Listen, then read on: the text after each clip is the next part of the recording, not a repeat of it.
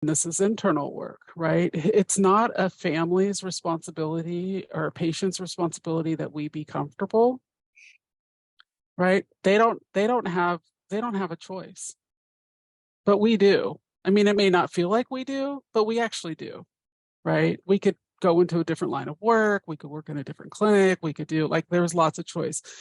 But if you have a loved one, if you're a family or a patient and you have a serious illness, you don't have a choice, and you're entering into a system with a level of vulnerability that others don't have. That's part of the power differential, right? And I know that so often, I hear clinicians, and even I've even felt this way, right? Of like, wow, this family, they're not appreciating what I'm doing. They're not appreciating how hard I'm working for them. They're not, right? Whatever story we tell ourselves. And again, it's not their responsibility to keep us comfortable.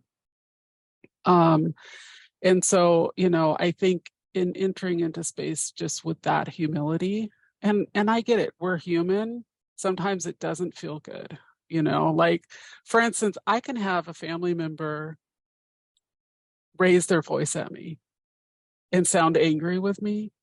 And probably 80% of the time, it doesn't make me uncomfortable because I understand that they are in a frustrating situation, right?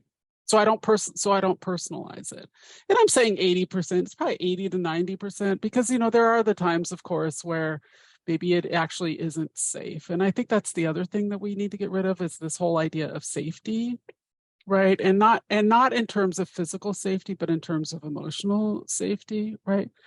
A family who is frustrated in front of us does not necessarily mean that they're unsafe, that they're an unsafe family, right? Or who questions us, or who really is trying to understand the ins and outs of everything, because we expect families to come in and learn the language and the culture of the medical system. I mean, it's literally like learning in a whole nother language, and I think about when I started working in healthcare. I mean, it was overwhelming. And I wasn't coming in as a parent with a child with a serious illness.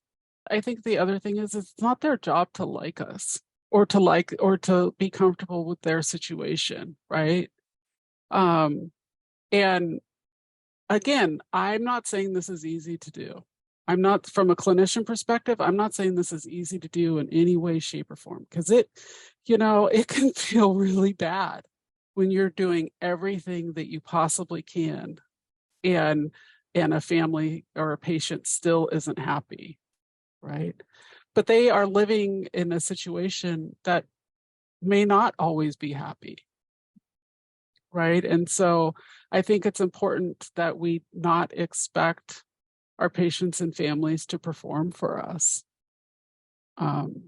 because it's going to end for us. The visit's going to end for us, right? 15, 20 minutes, the visit's going to end for us.